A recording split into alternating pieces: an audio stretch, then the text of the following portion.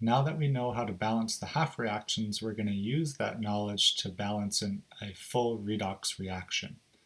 In order to do that, we're going to follow the half reaction method. So we're going to start by separating the overall reaction into its two half reactions.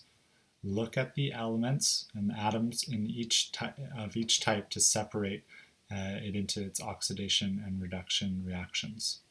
We'll balance each half reaction. Then we're going to multiply either the oxidation or the reduction half reaction by some sort of constant so that the number of electrons gained or lost is equal to each other. We'll then combine the two reactions to form an overall reaction, and if we need to write it in basic conditions, then we'll do that by adding hydroxides, just as we did in the previous example. Okay, so let's take a look. I noticed that iodine is involved, so that's going to be one of my half reactions. So it's going to be the iodate ion turning into iodine gas. I'm going to balance the iodines by putting a 2 in front of the iodate ion, balance my oxygens by adding 6 waters to the products, balance my hydrogens by adding 12 hydrogen ions to the reactants, and balance the charge by adding 10 electrons to the reactants.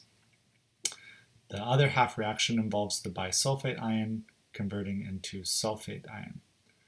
And the sulfurs are already balanced.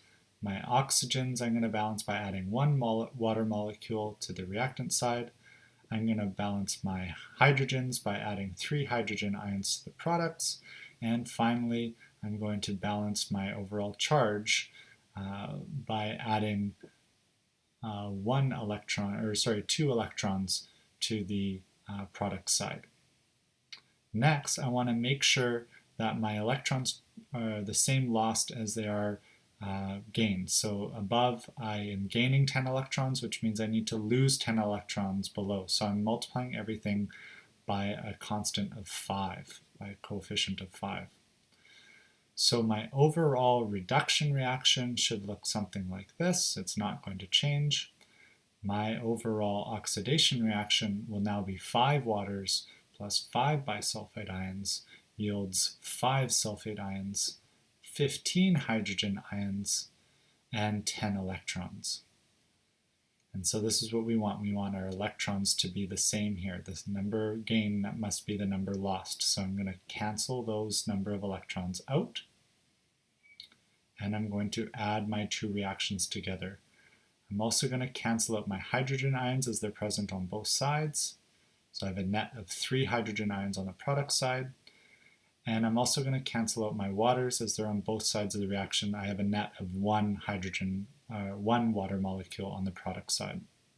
So overall, my overall reaction here, I have 2 iodate ions plus 5 bisulfite ions yields 5 sulfate ions, and 1 water molecule, 3 hydrogen ions, and iodine gas, I2.